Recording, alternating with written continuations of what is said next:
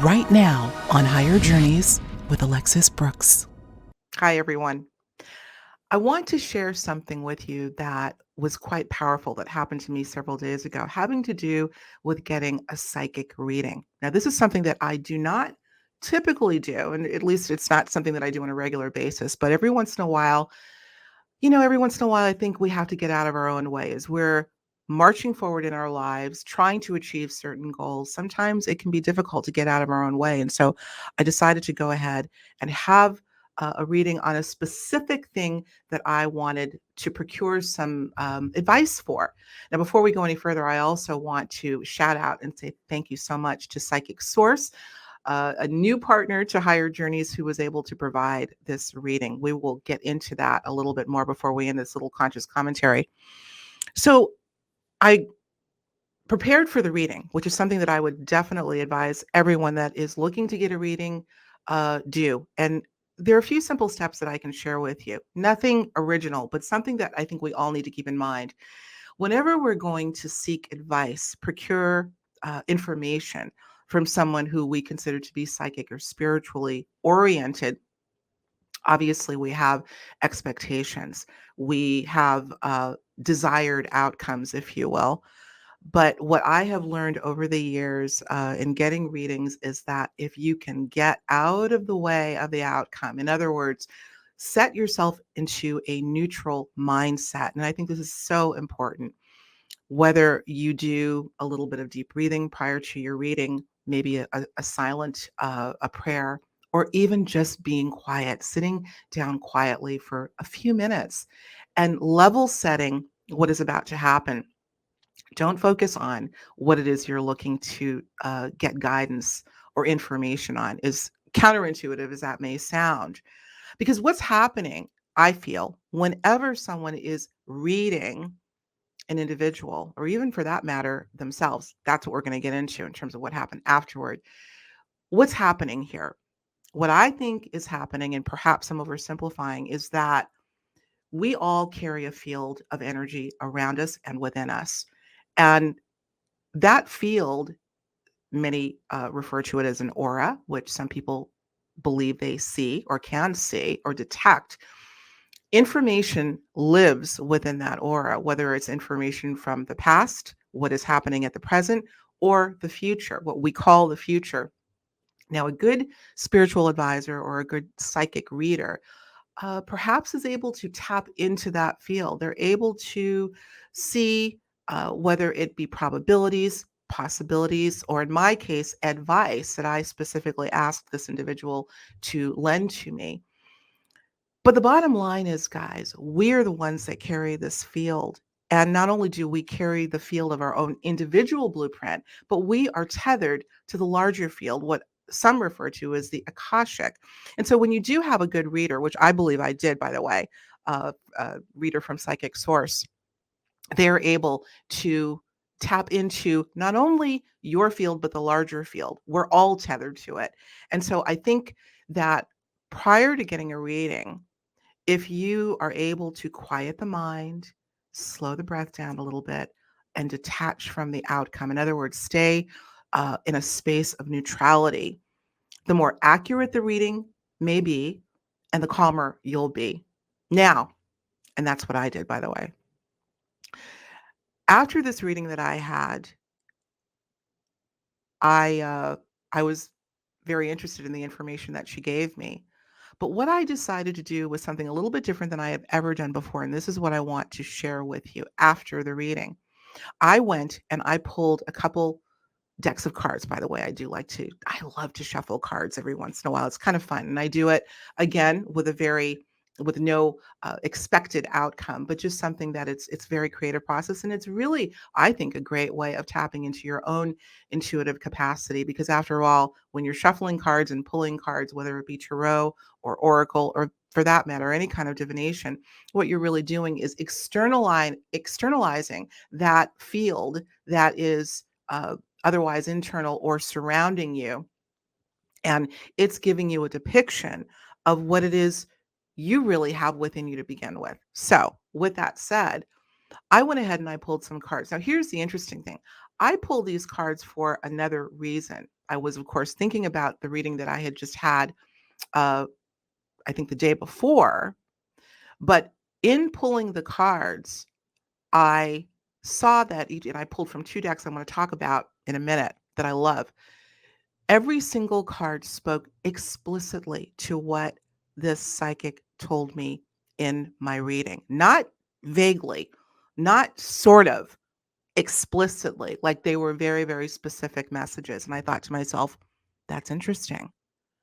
We may have a bit of a process here that want to share with you. So, this would be a way, you could say, of testing the accuracy or the efficacy of the psychic that you just met with. But it's also a way, guys, to test your own internal processes, your intuitive processes.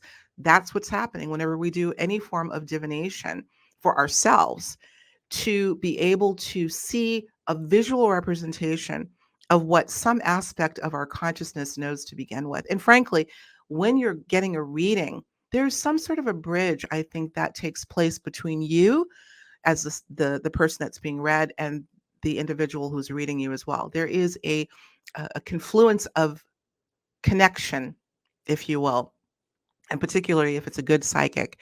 But the more you can stay neutral in this process, I think the more accurate the possibility of accuracy will happen and the better off you'll be. So this is what happened to me. Again, I pulled these cards, and by the way, I'm going to see if I can put an image of both of these decks on screen because I absolutely love them.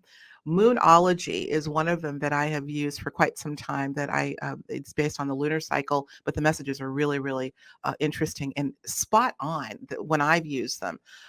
So Moonology, as well as the Kipper deck. It's a small deck.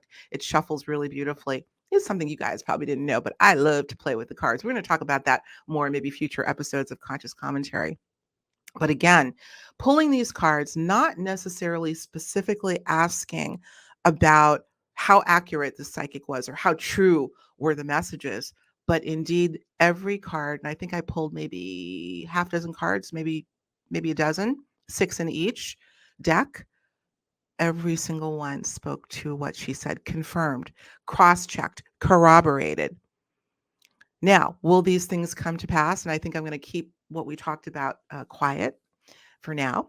But I think that all possibilities exist within this field that we are talking about, both the individual field as well as the collective field, of which I do feel she tapped into beautifully. Go get a reading.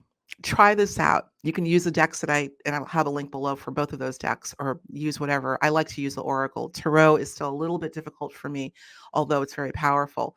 But go get a reading, guys. Try this out. Get the reading, do your process in the beginning where you get yourself into a neutral state, doing some deep breathing exercises, and then going into the reading detached from the outcome. And then after the reading, go get a couple of decks, pull some cards, and see if they line up with what the reader told you in the reading. Speaking of going to get a reading, gotta put this in. Psychic Source, thank you again for a beautiful reading, and so excited to partner with you. Listen, guys, if you do want to go get a reading, Psychic Source is a great source for that. They've been around a long time, and they've got a great deal going right now, particularly in the link below. If you click the link below, you can get 10 minutes for just $10. It's $1 a minute plus 3 free minutes in addition to that. So make sure you click on the link below if you should decide to get a reading. Use the code that I have also listed below when you're scheduling your reading, so you can make sure to get that offer. It is a phone reading. And it was great. I was really excited about it. Again, I don't overdo the psychic readings because I really like to kind of test my own internal mechanisms to be able to procure information.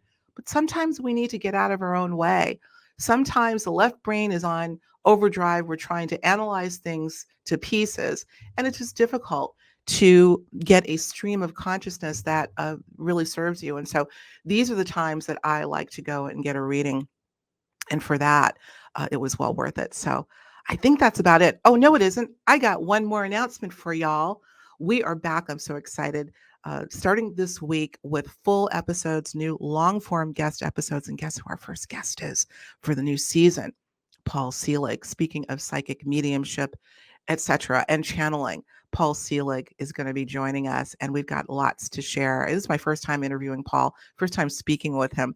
So if you know the work of Paul Selig, I think you will really enjoy what he has to share. And you know how we get into conversation, guys, over here at Higher Journeys. So I'll be digging deep. Many of you, I'm sure, are familiar with his work, but things are constantly changing in the space of channeling, and particularly as it relates to what's going on in our world today. So we will be, rest assured, digging deep. So stay tuned for that. I think that's it. Go get your reading. Go get some cards if you don't have any already, and try this method. I really think it will not only help you feel better about the reading that you just got, hopefully with Psychic Source, but also feel more confident about your ability to pull from your intuitive deck, if you will. Remember, the cards or dowsing, whatever form of divination that you are using, are really just externalizations of what you have within. And when you go to a good psychic reader, they are attuned to that and can help you see what maybe you otherwise couldn't see. So with that, I'm going to sign off for now. So excited about our upcoming shows. Thanks, Journeyers. I will talk to you soon. Have a great rest of the day. Bye. If you enjoyed this episode, be sure to watch what's next, plus more to explore. And don't forget to subscribe to Higher Journeys.